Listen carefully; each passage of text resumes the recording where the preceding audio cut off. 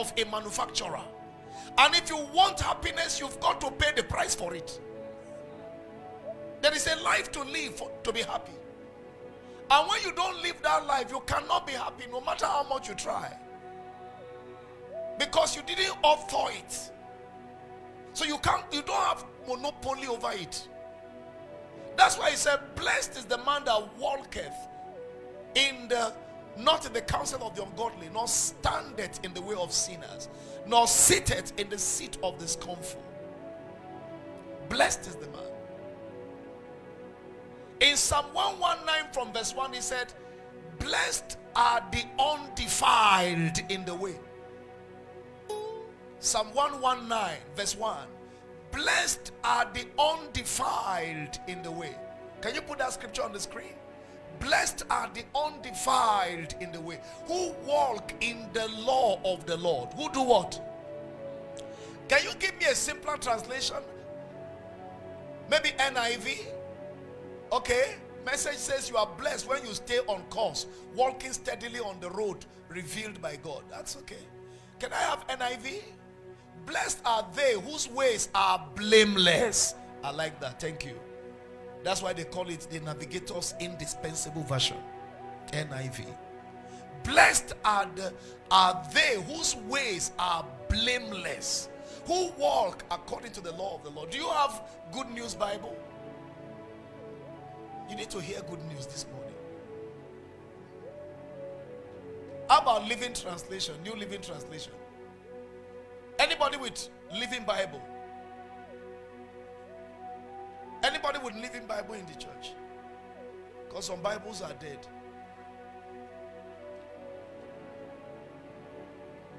There is a translation that says, happy are those who are undefiled. Happy. Happy. What's your version? Because you're looking at me. NIV. Okay. Does anybody have happy is the man who is undefiled? Pray.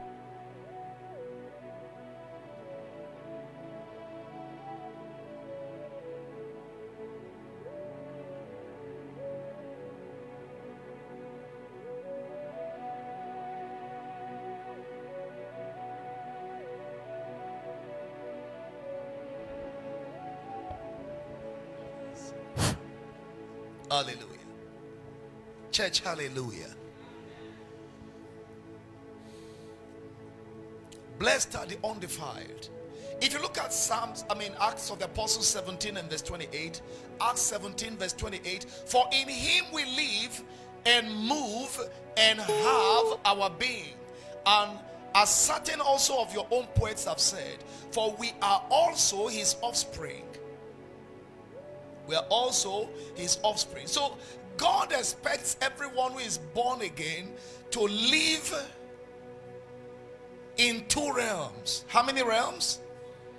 The physical realm, where people see you, but you are not being sustained from this physical realm. You are being sustained from another realm that is higher. That realm is your real realm. It's like the American ambassador to Nigeria. He is not being sustained from Nigeria. Correct? He's only living here for America. He is being sponsored from America. He's being fed from America. He's being supported from America. He's being sponsored from America. His source is not Nigeria. In other words, if Nigeria is having a bad economy, that is your business. So it doesn't concern him. He lives according to the economical strength of the government that sent him. So if you are a child of God, it is expected that you should be living from the abundance of your heavenly country as a seed of God. And if you are living from that realm is called the realm of glory, not the finish. Yes, it is from glory to, yes, endless success, endless breakthroughs, changing faces of honor and lifting. If that is not your testimony, then something is wrong. your suffering is unduly prolonged, something is wrong. In the first service, I took my time to begin to x-ray the probable cause or the causative forces why a lot of people are barricaded from entering the realm of infinite glory, and why they keep on telling the same story over and again, year in, year out. There is nothing that hinders a man from enjoying the glory of God like sin. There is nothing that stops you from enjoying the things that God has prepared for you like iniquity. He said, for all have sinned and done what? Falling short of the glory of God. And then the soul that sinneth is cut off, it shall die. It's disconnected.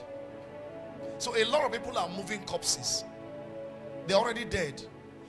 He told Adam, the day you eat of this fruit, you shall die. So Adam died from the moment he ate because he was disconnected.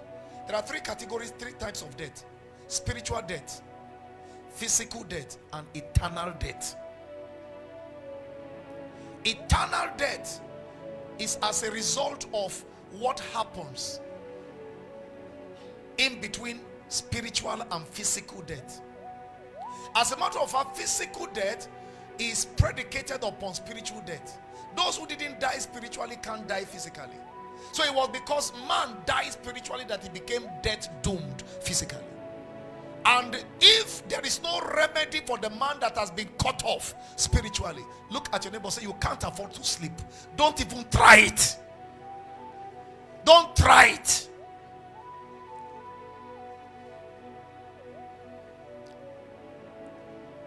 So if there is no remedy for the man who has been cut off spiritually, he will die eternally.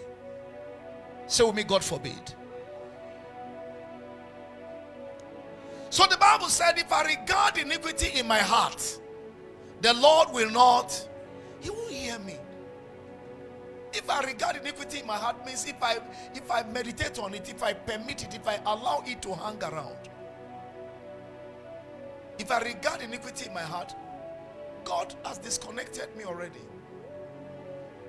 Then in Proverbs 28 verse 13, he made it more serious. He said, he that covereth his sin shall not prosper, but whoso confesseth and forsaketh shall. Now in the realm of infinite glory, prosperity is abundant, is endless. But where there is iniquity or sin committed and covered, there can be no prosperity there. And if you check, most of the people that are not really doing well, they are low profile people. What do I mean by low profile people? I don't mean people that are not educated. That's not the issue. And I don't mean people that didn't go to school, or that, are not advantaged, who are disadvantaged in life. That's not the point I'm making. I'm talking about people who fall for cheap offers. They are low profile. With little things they can easily sell out. The brother can fall for 5,000 naira. The lady can go to do kwanangida, that is, go and do TDB in a man's house, sleep in a man's house, just because of 2,000 naira. It's as bad as that. One of my daughters told me